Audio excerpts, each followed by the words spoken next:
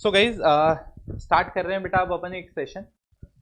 Guys यहां तक के जो पहले के सेशन थे उसमें हम लोगों ने कॉन्सेप्ट्स पढ़े थे आरासन में, और अब वो जो पहला कॉन्सेप्ट हमने पढ़ा था कैजुअल बेसिस वाला, उसके हम लोग क्या करेंगे बेटा, अभी यहाँ पे क्वेश्चन स्टार्ट करेंगे। ठीक है, तो स्टार्ट करते हैं बेटा बिना टाइम वेस्ट किए हुए। सबसे पहले स्टार्ट कर रहे हैं question number 1। IPA company sends out its gas containers to dealer on sale or return basis. All such transactions are however treated as actual sales. इनको ये लोग क्या मानते हैं बेटा, ये लोग एक्चुअल सेल्स मानते हैं। क्या मानते हैं बेटा, actual sales. And are pass through the day book, और उसको डे बुक के थ्रू क्या करते हैं बेटा, अपन लोग डे बुक के थ्रू क्या करते हैं बेटा, पास करते हैं। Just before the end of the financial year खत्म होने से पहले 100 जो गैस कंटेनर्स थे जिनकी कॉस्ट थी 900, वो हमने डीलर को भेजे। बेचे नहीं बेटा, भेजे अप्रूवल और रिटर्न बेसिस पे, और हमने उसके अकाउंट को डेबिट कर दिया 1200 से। अब देखो गाइज, यहां पे आप देखोगे डायरेक्ट डिटेल्स नहीं गिवन है। यहां पे क्या गिवन है आपको पता है? आपको यहां पे बोला गया है कि यार एक डीलर है हमारे पास, हम लोग इस डीलर को गुड्स भेज रहे हैं। क्या भेज रहे हैं हम लोग? इस डीलर को गुड्स भेज रहे हैं। तो अब हम कह रहे हैं इस डीलर को हमने गुड्स भेजा, और हम जब कैजुअल बेसिस पे भेजते हैं, सर यहाँ तो लिखा ही नहीं कैजुअल बेसिस। अरे यार, यहाँ पे ये बोला है ना कि ये लोग एक्चुअल सेल्स मान लेते हैं। इसका मतलब एक्चुअल सेल्स कब मानते हैं? जब कैजुअल बेसिस होता है। तो हमने कहा जब डीलर को हमने माल भेजा तभी हमने मान लिया था कि वो सेल्स हो गई। हमारे लिए कॉस्ट थी 900, बट डीलर को हमने कितने से डेबिट किया? 1200 से। तो इसका मतलब ये 1200 रुपए हमारे लिए क्या है बेटा? Sales price. देखो बेटा, कॉन्सेप्ट स्ट्रांग होंगे तो ही ये लॉजिक बिल्कुल समझ में आएगा। क्लैरिटी है? अब उसमें ये बोल रहा है all the containers are approved, you are required to pass necessary adjustment entry for the purpose of P&L account and balance sheet. अब देखो, आपको जर्नल एंट्री बनानी है फॉर द पर्पस, ताकि आगे जाके ये बने। आपको बैलेंस शीट नहीं बनानी है मेरे प्यारे बच्चों। ठीक है, तो अपन बिना टाइम वेस्ट किए हुए अपन क्वेश्चन पे चलते हैं, मतलब क्वेश्चन सॉल्व करते हैं अब। ठीक है, मैंने फॉर्मेट पहले से रेडी कर रखा है आपके लिए। आ रहा समझे? स्टार्ट करते हैं। तो मुझे एक बात बताओ, क्या इस क्वेश्चन में आपको डेट गिवन है? बिल्कुल भी नहीं। तो इसका मतलब क्या होगा, हम यहाँ डेट कॉलम में क्वेश्चन मार्क डाल देंगे कि we don't know the date. अब हमने जिस दिन माल भेजा, हम उसी दिन मान लेंगे कि ये माल बेच दिया है, और डेटर्स मान लेंगे हम उसको जिस डीलर को हमने गुड्स दिए हैं। ठीक है, अब मैंने कहा हमने कितने गुड्स दिए उसको, कितने कंटेनर थे मेरे प्यारे बच्चों? 100 कंटेनर्स थे, और एक कंटेनर की वैल्यू क्या थी मेरे लिए? 1200 रुपीज। कितना था बच्चा? 1200 रुपीज। तो what is the actual value that I have got? 1,20,000। How much guys? 1,20,000। ठीक है, उसके बाद हमने सेल्स मान लिया। अब ये डेटर क्यों डेबिट हुआ, सेल्स अकाउंट क्यों क्रेडिट हो रहा है गाइस? ये तो हमने स्टोरी बहुत अच्छे से दिमाग में सेट कर ली है, वापस रिपीट करके कोई मतलब नहीं है। एसेट बना तो डेटर, और हमने इनकम कमाई तो सेल्स क्रेडिट। समझ में? फिर भी रिपीट कर ही दिया तुम्हारे लिए। ठीक है, अब क्वेश्चन कहता है कि फाइनेंशियल ईयर खत्म हुआ ना, उससे पहले हमने गुड्स को क्या कर दिया मेरे प्यारे बच्चों? अप्रूव कर दिया। तो अगर आपने फाइनेंशियल स्टेटमेंट बनाने से पहले, मतलब 31 मार्च से पहले गुड्स को अप्रूव कर दिया, तो वो आप एंट्री पास करोगे क्या गाइस? ऑब्वियसली आप कोई भी एंट्री पास नहीं करोगे, क्योंकि क्या हुआ बेटा, यहाँ पे वो जो गुड्स आपने बेचे हैं, वो आप पहले ही भेजते वक्त ही सेल्स मान चुके थे। तो जो ऑलरेडी सेल्स आप रिकॉर्ड कर चुके हो, do you really think that आप वापस सेल्स मानोगे? नहीं बेटा। ठीक है, तो ये टाइप 1 था जिसमें गुड्स सारे भेजे और सारे क्या हो गए? अप्रूव्ड हो गए। क्लैरिटी है इसमें बेटा? तो आप 2 सेकेंड ले लो, फटाफट इसको देख लो, पॉज करके कॉपी मारो। कॉपी मारना है बेटा पूरा ना, ऐसा नहीं कि बाद में करोगे।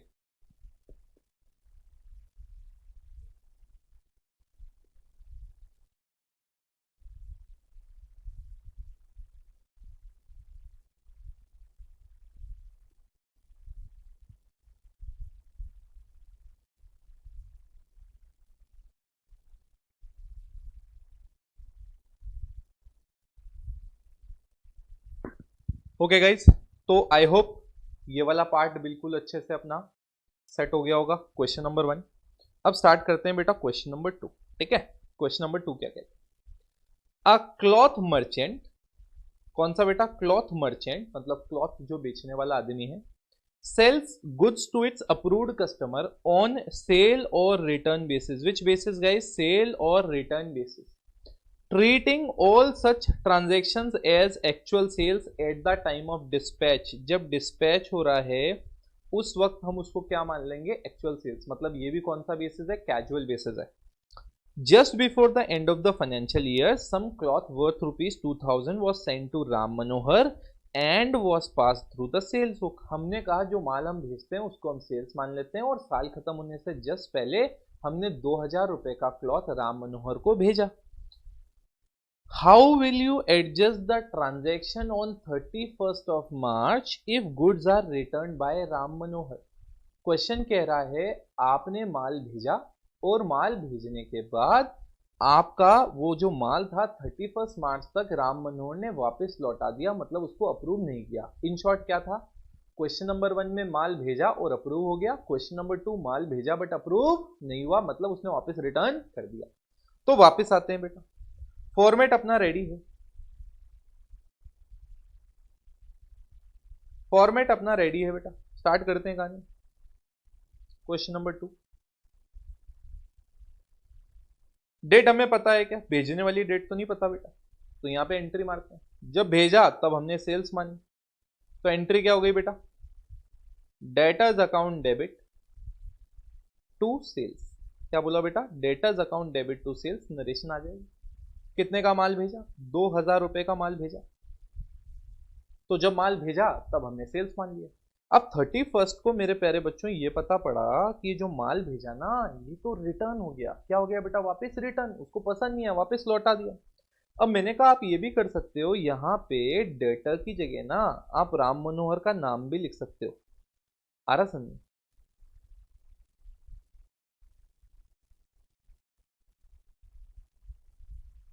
राम मनोहर का आप क्या लिख सकते हो बेटा? नाम भी लिख सकते हो.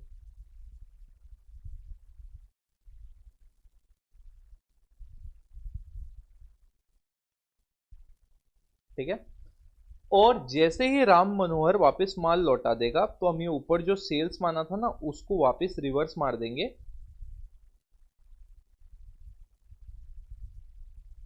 ठीक है कि भैया ना तो अब वो हमारा डेटर रहा और ना वो जो सेल्स थी जो हमने गलती से तो क्या मतलब जानबूझ के ये सोचते हुए कि ये सेल्स हो जाएगी हमने एंट्री मारी थी, उसको रिवर्स करना पड़ेगा. क्लियर है बेटा पिक्चर? अरे यार कुछ भी नहीं है इसमें, तो बड़ा इजी पार्ट है यार, बड़ा इजी पार्ट है. माल भेजा पहले में अप्रूव हो गया, माल भेजा दूसरे में रिजेक्ट हो गया, तो हमने एंट्रीज मार दी. क्लियर है बेटा? ये तो हमने कॉन्सेप्ट में बहुत अच्छे से कवर किया. फटाफट इसको कॉपी करो बेटा.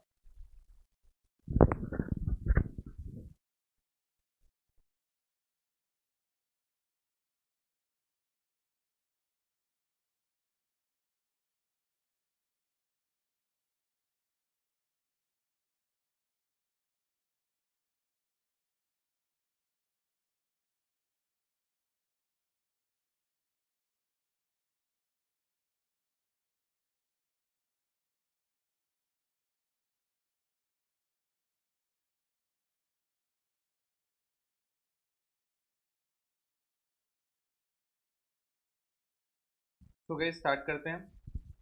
Question number 3. गाइस 1 और 2 बिल्कुल कॉन्सेप्ट किए हुए थे, बड़ा आसान लगा होगा आपको. सारे के सारे आसान लगेंगे यार, बस ये लैंग्वेज की प्रैक्टिस हो जाएगी अपनी. ठीक है. क्वेश्चन नंबर 3 स्टार्ट करते हैं. क्वेश्चन नंबर 3 क्या कहता है?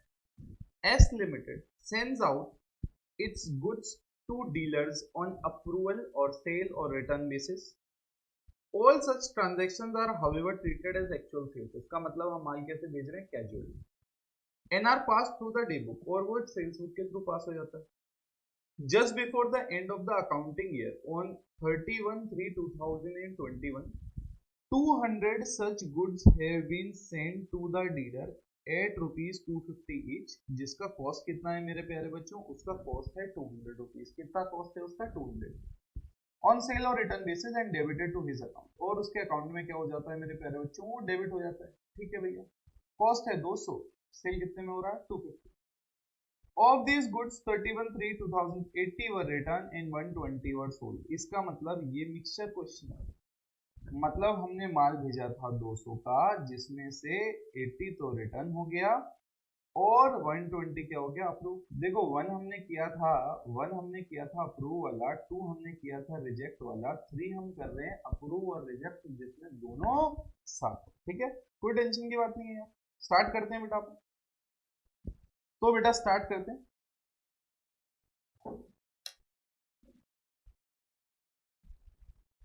सो गाइस हमारे पास गुड्स कितने के थे, हमने कहा हमारे पास 200 यूनिट्स थी जो हमने बेची कितने में, 250 में। तो सबसे पहले तो मेरे प्यारे बच्चे हम लोग फॉर्मेट बना लेते हैं। फॉर्मेट बनाते हैं क्वेश्चन नंबर 3, फॉर्मेट डालते हैं बेटा। मिक्स क्वेश्चन है बेटा, अप्रूवल भी है और इसमें क्या है बेटा, रिजेक्शन भी। तो यहाँ पे आते हैं, क्वेश्चन मार्क डालते हैं। क्वेश्चन मार्क डाल के हम क्या लिखेंगे यहाँ पे, debtors account debit, debtors account debit to sales, debtors account debit to sales account. ठीक है, कितना आएगा बेटा debtors account debit to sales account. यार आपने कितनी यूनिट्स भेजी थी 200, एक यूनिट की कॉस्ट कितनी थी बेटा 250। प्लीज कैलकुलेट करो कितना आएगा इन टोटल 50,000। इन टोटल कितना आएगा बेटा 50,000। Are we people clear with this, समझ में आ रहा है बेटा अपने। मैंने कहा उसके बाद सेकंड डेटर्स टू सेल्स हो गया। अब क्वेश्चन कहता है कि 31 मार्च 2021 80 रिटर्न हो गए और बाकी जो रिमेनिंग थे 120 वो अप्रूव हो गए। तो यार देखो जो अप्रूव हो गए उसकी तो हम कोई एंट्री मारेंगे नहीं, क्योंकि हमने भेजते वक्त ही उसको बेचा हुआ मान लिया था। मतलब when we have sent the goods that time only we assume that they are my sales. So when they are actually approved, when the actual sales is happened, now we will not record because that sale is already recorded. उसके बाद बेटा 31 मार्च we have to record that entry. Which entry we have to record? We have to record that entry जो हमारे को sales का reversal करना है, जो सेल्स रिटर्न हो गया। तो sales account debit,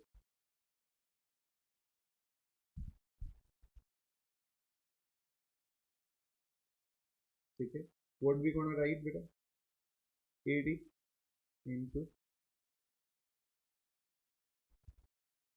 80 into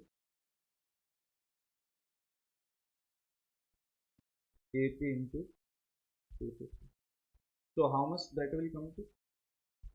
How much that will come to? That will come to 20,000 I suppose.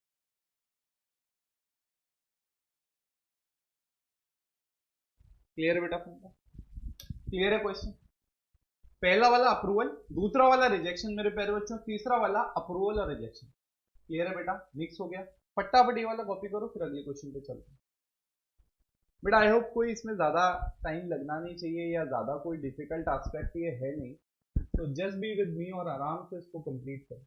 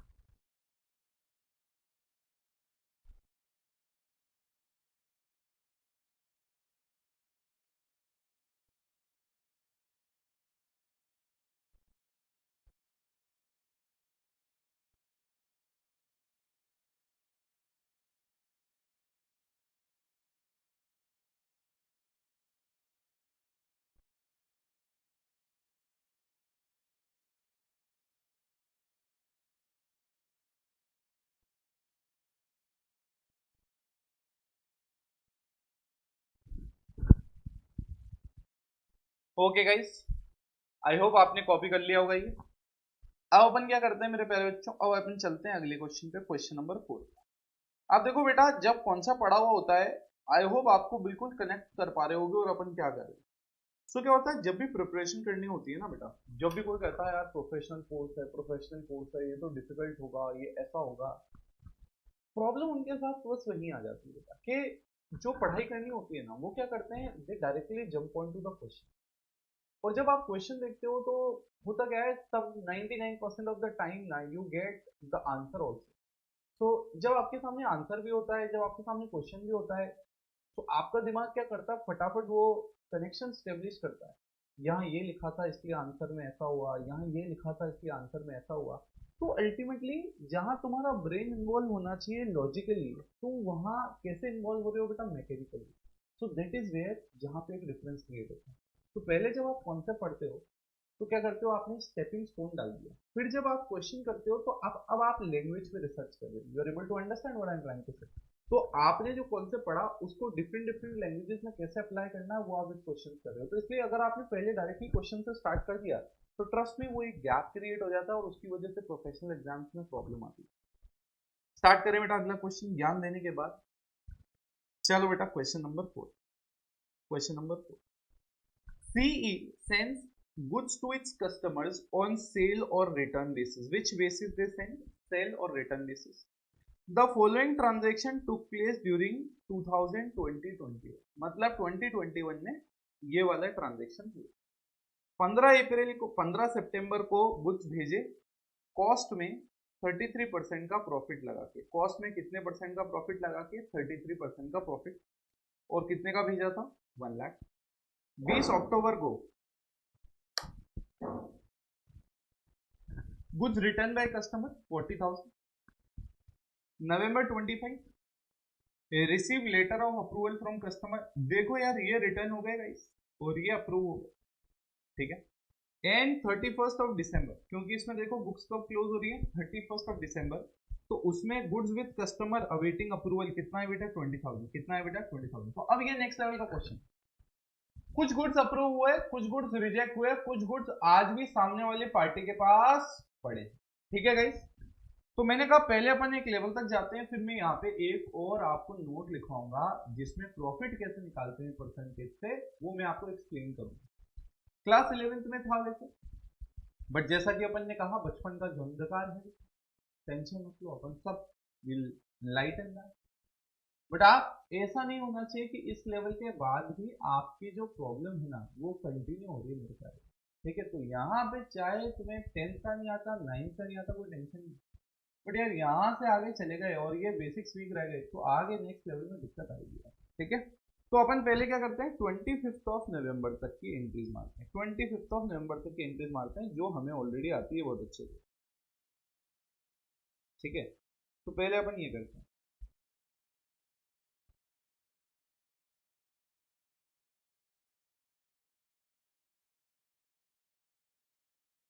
ठीक है। सबसे पहले उठाते हैं बेटा पहला एंट्री 15 सितंबर को। 15th ऑफ सितंबर को 15th ऑफ सितंबर को गुड्स भेजे गए, तो एंट्री क्या होगी बेटा? Debtors account debit to sales, debtors account debit to sales account, and the amount which gonna be here is 1 lakh. कितना आएगा बेटा अमाउंट? 1 लाख आएगा। आप नीचे नरेशन डाल दो, क्वेश्चन में डायरेक्ट दे रखा है कि कितने का माल बेचा बेटा? 1 लाख रुपए बेचा, नहीं सॉरी भेजा। भेजा कितने का? 1। अब 20 अक्टूबर को बेटा 20th ऑफ अक्टूबर, तो 20 अक्टूबर को यहाँ पे हमने लिखा 20th ऑफ अक्टूबर गुड्स क्या हो गया बेटा? रिटर्न हो गए। तो गुड्स रिटर्न हो गए, जितने का माल रिटर्न हो गया उतने की एंट्री रिवर्स कर दो भैया सेल्स की। सेल्स अकाउंट डेबिट टू, ठीक है।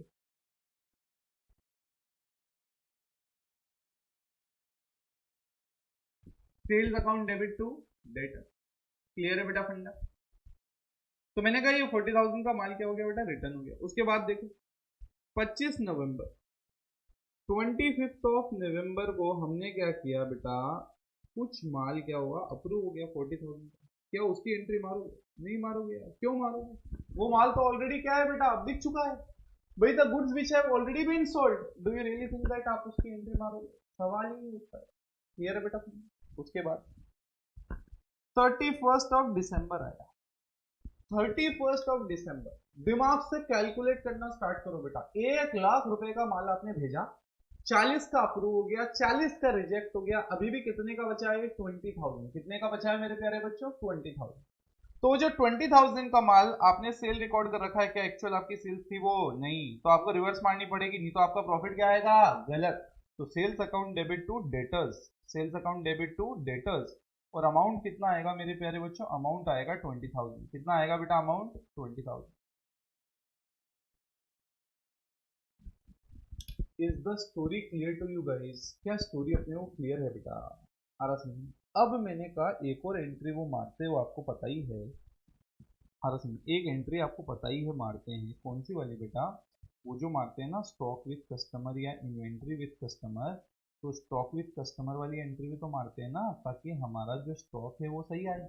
स्टॉक सही आएगा तो प्रॉफिट सही आएगा, और ये स्टॉक सही आएगा तो अल्टीमेटली क्या होगा, मेरा जो बैलेंस शीट में एसेट है स्टॉक नाम से वो भी क्या दिखेगा, सही दिखेगा। अब बट प्रॉब्लम इज व्हाट ना, ये स्टॉक विथ कस्टमर का वैल्यू क्या है, क्योंकि यहाँ पे तो डायरेक्टली गिवन नहीं है। तो मैंने कहा मैं अब यहाँ पे तुम्हें एक इम्पोर्टेंट नोट लिखवा रहा हूँ, और नोट का नाम क्या है वो मैं आपको दे देता हूँ, ठीक है? नोट का नाम क्या है वो मैं आपको दे देता हूँ। नोट का नाम है how to calculate the profit. क्या बोला बेटा मैंने? How to calculate the profit. आप प्रॉफिट कैसे कैलकुलेट करोगे, ठीक है? तो मैं इसके लिए आपको चार मतलब पॉइंट दे रहा हूँ। ये चार पॉइंट दिमाग में रखना, हमेशा आपका आंसर क्या होगा, सही आएगा। वैसे इसका शॉर्टकट भी है, बट आई डोंट एडवाइज कि आप इस लेवल पे वो शॉर्टकट यूज करो। सीपीपी तक जब तक मतलब वैसा मेथड था जिसमें चार ऑप्शन में से एक आंसर लेने का था, तब तक ठीक था यार। बट अब क्या है ना, working notes should form part of your answer. तो मैं अगर डायरेक्ट आंसर निकलना दिखा दूंगा ना, तो आप वर्किंग नोट्स नहीं बनाओगे, ठीक है? तो अपन क्या करते हैं कि अपन चार केस यहाँ पे लिखते हैं, 1 2, ठीक है? एक के बाद एक लिखते हैं, पहले 1 और 2 करते हैं। सबसे पहले मैंने कहा आपको यहाँ पे कॉस्ट दे रखी है, लेस से पहले सेल्स यूनिट है, जो मैंने एग्जांपल में जो टाइप करवाया था। मैंने कहा सेल्स दे रखी है आपको, लेस से सेल्स प्राइस दे रखी है, दैट इज लेस से 10 लाख रुपीज, और आपको प्रॉफिट दे रखा है। क्या दे रखा है? प्रॉफिट दे रखा है, और वो प्रॉफिट दे रखा है 25। कितना दे रखा है? 25, ठीक है? So guys if I carefully look at this question, तो मैंने कहा यहाँ पे अगर मुझे प्रॉफिट निकालना हो तो बड़ा आसान है, ठीक है? अगर मैं ये कहूँ ये प्रॉफिट ऑन सेल्स, क्या है बेटा? Profit on sales. तो मैंने कहा यहाँ पे प्रॉफिट निकालना बड़ा आसान है। आप क्या करो, सेल्स प्राइस को मल्टीप्लाई कर दो प्रॉफिट से। आ रहा समझ? सेल्स को क्या कर दो, प्रॉफिट ऑन सेल्स से मल्टीप्लाई कर दो, और सेल्स है मेरी let's say 10 lakh rupees, profit है मेरा 25%। तो कहना है इससे मेरा प्रॉफिट कितना आया बेटा? 2,50,000। सो कहना है से दैट प्रॉफिट आया मेरा 2,50,000। सर क्या मतलब है, क्या करना चाह रहे हो, क्यों करना चाह रहे हो? अरे बच्चों, जब तुम वो एंट्री मारते हो ना स्टॉक विद कस्टमर, तो वहां पे तो आपको कॉस्ट चाहिए। तो अगर आपको कॉस्ट चाहिए तो जब आप इस सेल्स प्राइस में से, मतलब कॉस्ट कैसे निकलेगी, जब आप इस सेल्स प्राइस में से अपनी कॉस्ट माइनस करोगे, अपना सॉरी प्रॉफिट माइनस करोगे, तभी तो आपका कॉस्ट आएगा। यस कि नो यार? तो मैंने कहा इसीलिए मैं ये कर रहा हूँ। तो मेरा वैल्यू डालो ना एक बार, यहाँ पे कितना था बेटा? 10 लाख रुपीज। प्रॉफिट कितना आ गया मेरा? 2,50,000 rupees. So what is my cost here? What is my cost? My cost is 7,50,000. My cost is 7,50,000. 7,50,000 का माल हमने बेचा है। क्या किया है? 7,50,000 का माल हमने कॉस्ट का बेचा है, ठीक है? तो यहाँ कॉस्ट निकालना आसान क्यों था मैं बताऊँ ऑनेस्टली में? यहाँ इसलिए जरूरी था, यहाँ इसलिए आसान था सॉरी, क्योंकि देखो यहाँ पे मैचिंग मैचिंग मैचिंग, मतलब हमें वैल्यू भी क्या दे रखी है, सेल्स की, और हमें प्रॉफिट भी किससे दे रखा है, सेल्स पे। तो जब ये मैच हो जाता है ना, तब हमें कोई टेंशन की बात नहीं है, मैच में कोई प्रॉब्लम नहीं है। सेल्स भी दे रखी है, प्रॉफिट भी सेल्स पे दे रखा है। मैं यहाँ पे दो ही केस कराऊंगा ताकि आप पहले कंफ्यूज ना हो, और दो केस से आपका ये वाला चैप्टर तो सोल्व हो जाएगा, ठीक है? फाइनल अकाउंट में सिर्फ दो और चाहिए होंगे अपने को, ठीक है? तो अपन देखते हैं। तो मैंने कहा यहाँ पे अब मैं एग्जाम्पल थोड़ा सा चेंज करता हूँ। मैं कहता हूँ सेल्स दे रखी है मुझे, और सेल्स का वैल्यू दे रखा है 10 लाख रुपीज। कितना दे रखा है सेल्स का वैल्यू? 10 लाख रुपीज। प्रॉफिट दे रखा है, प्रॉफिट परसेंटेज दे रखा है, बट दे रखा है ऑन कॉस्ट। क्या दे रखा है? On cost. और कितना दे रखा है? 25%। कितना दे रखा है? 25%। Now let's try to understand this. अब अगर आप इस क्वेश्चन को देखोगे तो आपको क्लियरली यहाँ पे पता पड़ रहा है कि यार इस वाले केस में ना मिसमैच है। क्या है इस वाले केस में? मिसमैच है। मिसमैच कैसे? वैल्यू किसकी दे रखी है? सेल्स की। और मुझे प्रॉफिट किस पे दे रखा है, कॉस्ट पे। प्रॉफिट किस पे दे रखा है मेरे प्यारे बच्चों, कॉस्ट पे। सो कहना इससे मिसमैच है, क्लियर कट। तो भैया मिसमैच है, तो मुझे ये जो प्रॉफिट ऑन सेल्स है इसको अगर मैं, सॉरी प्रॉफिट ऑन कॉस्ट जो है, मुझे इसको कन्वर्ट करना पड़ेगा। किस पे कन्वर्ट करना पड़ेगा, प्रॉफिट ऑन सेल्स पे, तभी आंसर आएगा। तो मैंने कहा जब ऐसा मिसमैच हो तो आपको प्रॉफिट कैसे निकलेगा वो मैं आपको बिल्कुल हिंट दे रहा हूं, आप अच्छे से ध्यान रखिएगा। प्रॉफिट कैसे निकलेगा, sales multiplied by 100, sorry sales multiplied by the percentage. तो मैं यहाँ लिखता हूँ profit percentage which is 25 divided by, you tell me one thing. देखो मैं आपको एक बहुत ही शॉर्टकट बता रहा हूँ। आपको प्रॉफिट ऑन कॉस्ट दे रखा है और आपको जाना है प्रॉफिट ऑन सेल्स। कहां से कहां जाना है, प्रॉफिट ऑन कॉस्ट से जाना है प्रॉफिट ऑन सेल्स। तो जब आपको कॉस्ट से सेल्स पे जाना है, tell me one thing, cost price is higher और सेल्स प्राइस इज हायर। अरे बॉस क्या सोच रहे हो, कॉस्ट प्राइस हायर थोड़ी होगी, क्या होगी बेटा, सेल्स प्राइस। तो सेल्स प्राइस हायर होगी ना, तो आप नीचे नॉर्मली 100 लिखते हो, बट इसमें आप प्रॉफिट परसेंटेज ऐड करो। क्या ऐड कर दो बेटा, प्रॉफिट परसेंटेज, ऑटोमेटिकली कन्वर्जन हो गया। अब जो प्रॉफिट आएगा वो आपका बिल्कुल सेल्स पे आएगा। देखो एक बार कैलकुलेट करते हैं, 10 lakh multiplied by 25 divided by 100 plus 25। तो कहना है इससे it is nothing but 10 lakh, nothing but 10 lakh multiplied by 25 divided by 125 divided by 125। Do we have any problem in this, समझना है। चलो बेटा, तो 25 वन जा 25, 25 फाइव जा 5 वन जा 5 एंड 5 टू जा। कहना है इससे मेरा प्रॉफिट आया 2 लाख रुपए का। कितने का प्रॉफिट आया, 2 lakh. So what will be my cost here, what will be my cost, सीधा सा फंडा है, my selling price minus my profit. So what is my selling price, is my selling price is 10 lakh rupees. 10 lakh minus my 2 lakh rupees. So what is the value guys I am getting? I am getting value of 8 lakh. How much value I am getting of cost? तो समझना है। अब guys sir ये आपने यहाँ पे हमें क्यों ये इतना ज्ञान का आपने नॉलेज दिया, चलो बताइए ज्ञान क्यों इतना बांटा आपके साथ। देखो 15 सितंबर को क्वेश्चन कहता है goods send to customer on sale और return basis at cost plus 33%। मतलब ये प्रॉफिट किस पे दे रखा है, ये प्रॉफिट दे रखा है मेरे प्यारे बच्चों कॉस्ट पे। किस पे दे रखा है, कॉस्ट। तो यहाँ पे वैल्यू है सेल्स, मतलब आपको दे रखा है सेल्स। सेल्स का वैल्यू पता है हमें, हमें ये पता है मेरे प्यारे बच्चों कि हमारे पास 20,000 सेल्स प्राइस के गुड्स हैं। अब हमें ये निकालना है कि फाइनली प्रॉफिट कितना हुआ, तो कैसे करोगे। तो मैंने कहा यार कुछ नहीं करेंगे, हम यहाँ लिखेंगे 33.33। अरे 33 1/3 is nothing but 33.33 divided by 100 plus 33.33। Clear है। तो ये 1 से और ये नीचे जब आप प्लस कर दोगे ये दोनों जाएंगे 4 से, तो यहाँ आ गया 1/4 और यहाँ पे आया 5। तो प्रॉफिट कितना आ गया मेरे प्यारे बच्चों, 5000। तो अब अगर मैं कहूँ 20,000 की सेल्स प्राइस है, 5,000 का प्रॉफिट है, so what is the cost of those goods which are still lying with the customer, 15,000। तो ये एंट्री रिकॉर्ड करेंगे और हमारे स्टॉक की वैल्यू क्या होगी मेरे प्यारे बच्चों, सही आ जाएगी। So guys I hope I am able to convince you कि अपने को बेसिकली करना क्या है। अब आप क्या करो, फटाफट इसको कॉपी करो, थोड़ा सा समय लगेगा इसमें but do it.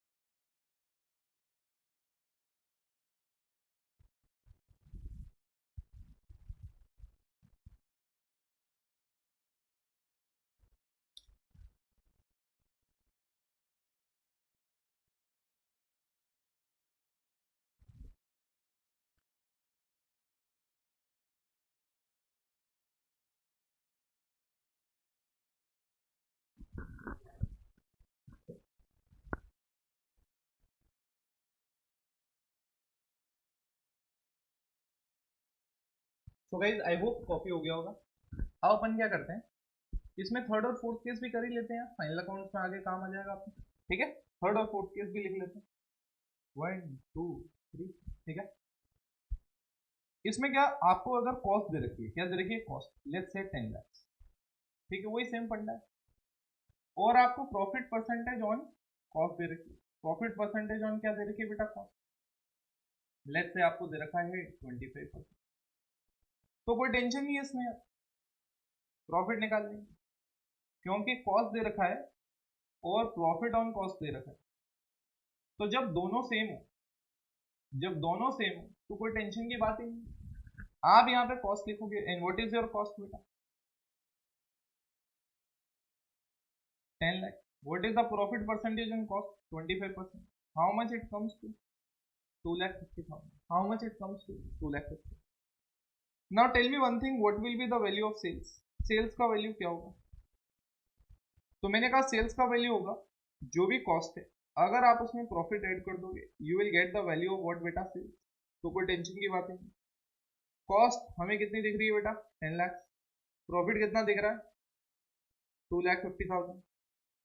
Total sales कितना आ गया, 12,50,000। कितना आ गया टोटल सेल्स, 12,50,000। तो गाइस समझ में आ गया। इसमें भी आप ऑब्जर्व करोगे तो मैच था, मतलब यहाँ पे कॉस्ट था और यहाँ पे भी कॉस्ट, यहाँ पे प्रॉफिट भी कॉस्ट पे दिया हुआ और इन्फॉर्मेशन भी कॉस्ट की दे रखी है। तो जहां मैच हो गया वहां डायरेक्टली निकालोगे। बट ऐसा भी केस हो सकता है जहां मिसमैच, मतलब कॉस्ट दे रखी है आपको 10 लाख। ठीक है, ये कॉस्ट एक काम करते हैं यहाँ पे 9 लाख कर देते। प्रॉफिट परसेंटेज अब आपको सेल्स पे दे रखी है, मतलब मिसमैच होगा। प्रॉफिट परसेंटेज सेल्स पे दे रखी है 25%। कितना दे रखा है बेटा, 25। ठीक है, ऑब्जर्व करो बेटा, यहाँ पे कॉस्ट है, यहाँ पे क्या है, सेल्स। कहना इससे there is a clear cut mismatch. जब मिसमैच होता है मेरे प्यारे बच्चों, तो उस केस में प्रॉफिट कैसे निकलेगा, मिसमैच में प्रॉफिट कैसे निकलेगा। तो मैंने कहा यार कॉस्ट होगी आपकी, उसको आप मल्टीप्लाई करोगे। मल्टीप्लाई किससे करोगे, प्रॉफिट परसेंटेज से। आ रहा समझ में। अब आप मुझे एक बात बताओ, हम जब कॉस्ट से सेल्स पे जा रहे थे तो प्लस कर रहे थे, यहाँ पे प्रॉफिट परसेंटेज किस पे बेटा, सेल्स। अब हमें सेल्स से कहाँ जाना है, कॉस्ट। तो मैं माइनस करूंगा, क्या माइनस करूंगा, प्रॉफिट परसेंटेज। क्लियर। तो मैंने कहा what you will get, 9 lakh multiplied by 25 divided by 100 minus 25। तो कहना है से it will come to 9 lakh multiplied by 1/3 which will be nothing but 3 lakhs, which will be nothing but 3 lakhs। तो दोनों और केस हो गए।